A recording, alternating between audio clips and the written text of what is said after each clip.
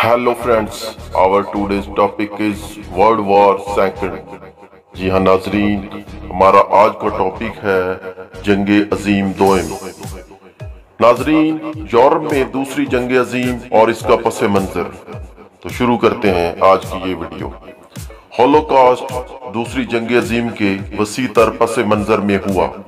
जंग अजीम दोयम तारीख की सबसे तबाहकुन लड़ाई थी। अडोल्फ हिटलर और नाजी हुकूमत एक ऐसी सल्तनत का ख्वाब देख रहे थे जिसमें मशरकी यूरोप में मौजूद तमाम तर आबादियों को खत्म करके जर्मनों के लिए एक वसी तर इलाके पर मुश्तमिल सल्तनत कायम की जा सके। नाजियों की तरफ से जर्मन मास्टर रेस को मजबूत बनाने के मकसद के नतीजे में यहूदियों और बहुत से दीगर अफराद को जुल्म सितम का निशाना बनाया गया। नाजरीन, इस जंग अजीम के अहम हक़ाइक़ क्या थे? हक़ाइक़ नंबर 1, जर्मनी ने 1 सितंबर 1939 को पोलैंड पर हमला करके दूसरी जंग अजीम का आगाज कर दिया। बाद के सालों में जर्मनी ने 11 दूसरे ममालिक पर हमला किया। नंबर 2, यूरोप के ज्यादातर यहूदी ऐसे मुल्कों में आबाद थे जिन पर दूसरी जंग अजीम के दौरान नाजी जर्मनी ने हमलों का मंसूबा बनाया। 1941 से 1944 के दरमियान नाजी जर्मन हुकाम ने जर्मनी और जर्मन मकबूजा इलाकों और हलीफ मुल्कों से लाखों यहूदियों को जला वतन करके यहूदियों बस्तियों और कत्ल के मराकज में पहुंचाया। हक़ाइक़ नंबर 3, नाजी क़यादत ने जर्मनी 1933 में बरसरे इक़्तिदार आते ही यूरोप में जंग का मंसूबा बनाना शुरू कर दिया था। बाद में जंग और कत्लेआम की पॉलिसी एक दूसरे से मरबूत हो गई। तो नाजरीन, इन हक़ाइक़ को जानने के बाद अब चलते हैं तफसील में। नाजरीन, हिटलर की हुकूमत ने मशरकी यूरोप में एक वसी और जदीद सल्तनत लॉन्ग स्पेस या लेबनस्रोम के क़याम का ख्वाब देखा था। जर्मन लीडरों का ख्याल था कि यूरोप में जर्मनी के तसल्लुत के लिए जंग जरूरी है। सोवियत यूनियन की गैर जानबदारी हासिल करने के बाद अदम जहारियत के लिए अगस्त 1939 में जर्मन और सोवियत यूनियन के दरमियान मुआहदे के मुताबिक जर्मनी ने 1 सितंबर 1939 में पोलैंड पर हमला करके दूसरी जंग अजीम का आगाज कर दिया। नाजरीन, बरतानिया और फ्रांस ने इस हमले के रद्द अमल में 3 सितंबर को जर्मनी के खिलाफ ऐलान जंग कर दिया। एक माह के अंदर जर्मन और सोवियत फौजों के इत्तेहाद से पोलैंड को शिकस्त दे दी गई और यूं पोलैंड नाजी जर्मनी और सोवियत यूनियन के दरमियान तकसीम हो गया। पोलैंड की शिकस्त के नतीजे में वजूद में आने वाला आर्जी सकूत 9 अप्रैल 1940 में इस वक्त खत्म हो गया जब जर्मन फौजों ने नॉर्वे और डेनमार्क पर हमला कर दिया। 10 मई 1940 को जर्मनी ने यूरोप के नशीबी मुल्कों नेदरलैंड, बेल्जियम और लग्जमबर्ग के साथ साथ फ्रांस पर हमला कर दिया। ये ममालिक जंग में गैर जानबदार मौक़िफ़ रखते थे। 22 जून 1940 को फ्रांस ने जर्मनी के साथ जंग बंदी के मुआहदे पर दस्तखत कर दिए, जिसके जरिए मुल्क का शुमाली निस्फ हिस्सा जर्मनी के कब्जे में चला गया और इसके नतीजे में मुल्क के जनूबी हिस्से में हलीफ हुकूमत के क़याम की इजाजत दे दी गई, जिसका दारुल हुकूमत विक्की शहर करार पाया। नाजरीन, जर्मनी की इस हौसला अफजाई के साथ सोवियत यूनियन ने जून 1940 में बाल्टिक रियासतों पर कब्जा कर लिया और अगस्त 1940 में उसे बाकायदा तौर पर अपने मुल्क का हिस्सा बना लिया।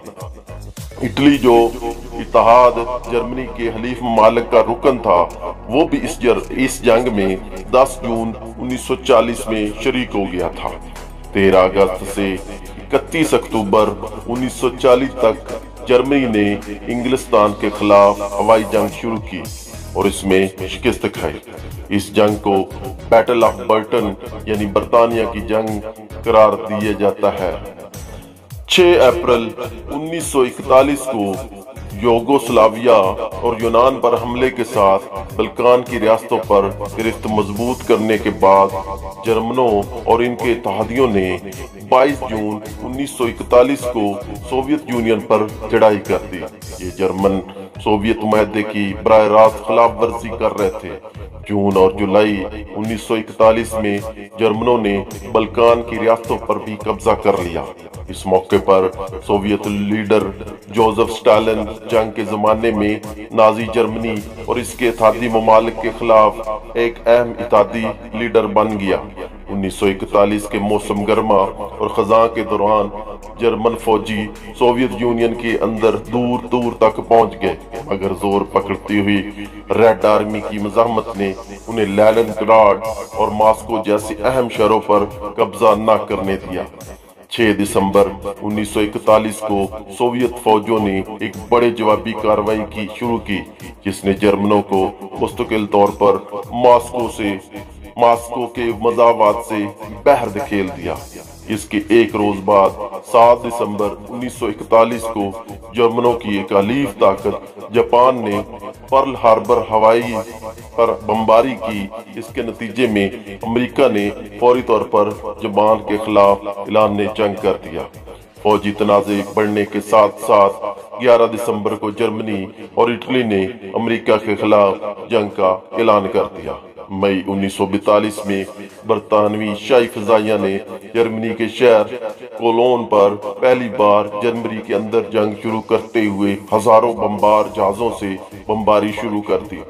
اگلے 3 سالوں تک اتحادی فضائیہ نے منظم طریقے سے صنعتی تنصیبات اور تمام تر ریخ کے شہروں پر بمباری کی اور جرمن کے بیشتر شہری علاقوں کو 1945 تک کھنڈرات میں تبدیل کر دیا۔ ناظرین، 1942 کے اختتام اور 1943 کے شروع میں اتحادی فوجوں نے شمالی افریقہ میں سلسلہ وار زبردست فوجی کامیابیاں حاصل کی۔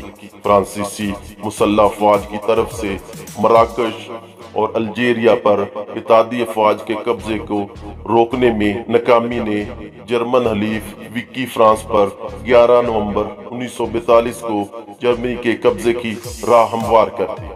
افریقہ میں 1.5 لاکھ کے لگ بھگ نفری پر مشتمل مخالف فوجوں کے اتحاد نے مئی 1943 میں ہتھیار ڈال دیے۔ ناظرین، مشرقی محاذ پر 1942 کے موسم گرما کے دوران جرمنوں اور ان کے حلیفوں نے سوویت یونین پر حملوں کا دوبارہ آغاز کر دیا، جن کا مقصد والگا دریا کے کنارے واقع شہر اسٹالن گراڈ کے ساتھ ساتھ باکو شہر اور کاکیشن آئل فیلڈ پر قبضہ کرنا تھا۔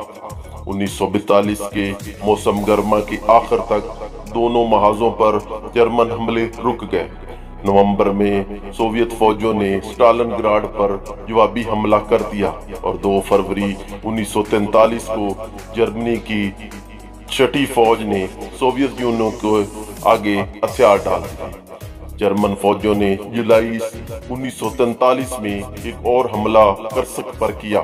یہ تاریخ کی سب سے بڑی ٹینکوں کی جنگ تھی، لیکن سوویت فوجوں نے یہ حملہ ناکام بنا دیا اور فوجی برتری حاصل کر لی، جو انہوں نے پوری جنگ عظیم کے دوران برقرار رکھی۔ ناظرین، جولائی 1943 میں اتحادی فوجیں سسلی میں اتریں اور ستمبر میں اٹلی کی سرزمین کے کنارے جا پہنچیں، جب اطالوی فاشسٹ پارٹی کی گرینڈ کونسل نے اطالوی وزیر اعظم بینیٹو موسولینی کے خلاف اقتدار سے محروم کر دیا تو اطالوی فوج نے اقتدار سنبھال لیا اور 8 ستمبر کو ایک معاہدے کے تحت اینگلو امریکی فوجوں کے آگے ہتھیار ڈال دیا۔ اٹلی میں موجود جرمن فوجوں نے جزیرہ نما کے آدھے شمالی حصے کو اپنے کنٹرول میں لے لیا اور مزاحمت جاری رکھی۔ موسولینی کو، جسے اطالوی فوجی حکام نے گرفتار کر لیا تھا، جرمن SS کمانڈوز نے ستمبر میں آزاد کرا لیا اور شمالی اٹلی میں جرمن نگرانی میں ایک نیم فسطائی کٹھ پتلی حکومت تشکیل دی۔ جرمن فوجوں نے 2 مئی 1945 کو ہتھیار ڈال دینے تک شمالی اٹلی پر اپنی گرفت قائم رکھی۔ 6 جون 1944 डी डे को एक बड़ी फौजी कार्रवाई के हिस्से के तौर पर इत्तेहादी अफवाज के 1.5 लाख के ज़ायद फौजी फ्रांस में उतरे। फ्रांस को अगस्त के आखिर में आज़ाद करा लिया गया था। 11 सितंबर 1944 को अमेरिकी फौजियों के पहले दस्ते जर्मनी में दाखिल हुए। अमेरिकी फौजी सोवियत फौजियों के मशरकी सरहद से जर्मनी में दाखिल होने के बाद दिसंबर के वस्त में जर्मनों ने बेल्जियम और शुमाली फ्रांस में एक नाकाम जवाबी हमला किया, जिसे बलज की लड़ाई से जाना जाता है। इत्तेहादी ममालिक की हवाई फौजियों ने नाजियों की सनती तनसीबात पर हमले किए, जिससे अशूर्स कैंप मगर गैस चैम्बरों को निशाना नहीं बनाया गया था। नाजरीन, सोवियत फौजियों ने 12 जनवरी 1945 को एक शदीद हमले का आगाज किया, जिसके दौरान मगरबी पोलैंड को आज़ाद करा लिया गया और हंगरी को हथियार डालने पर मजबूर कर दिया गया। वस्त फरवरी 1945 को इत्तेहादी फौजियों ने जर्मनी के शहर ड्रेसडन पर बमबारी करके 35,000 के लगभग शहरियों को हलाक कर दिया। अमेरिकी फौजियों ने 7 मार्च 1945 को राइन दरिया पार कर लिया। सोवियत यूनियन की तरफ से 16 अप्रैल 1945 को एक हतमी हमले के नतीजे में सोवियत फौजियों ने जर्मन दारुल हुकूमत बर्लिन को घेरे में ले लिया। जब सोवियत फौजी लड़ते हुए रेख चांसलरी में दाखिल हुए, हिटलर ने 30 अप्रैल 1945 को खुदकुशी कर ली। जर्मनी ने 7 मई 1945 को मगरबी इत्तेहादियों के आगे राइन के मकाम पर और 9 मई को बर्लिन में सोवियत फौजियों के आगे गैर मशरूत तौर पर हथियार डाल दिए। अगस्त में जब अमेरिका ने जापानी शहरों पर हिरोशिमा और नागासाकी की इन दोनों शहरों पर एटम बम गिराए, तो बहरअल खित्ते में भी जंग का खात्मा हो गया। एटम बम के इन हमलों में 1,20,000 शहरी हलाक हो गए। जापान ने बाज़ाब्ता तौर पर 2 सितंबर को घुटने टेक दिए। दूसरी जंग अजीम के नतीजे में दुनिया भर में तकरीबन 5.5 करोड़ अफराद हलाक हुए। ये तारीख की सबसे बड़ी तबाही और तबाहकुन जंग थी। तो नाजरीन, ये थी हमारी आज की वीडियो। उम्मीद है आपको पसंद आई होगी। अगर पसंद आई हो तो प्लीज़ शेयर भी कीजिए और लाइक भी कीजिएगा और साथ में मेरे चैनल को सब्सक्राइब भी कीजिएगा। थैंक्स।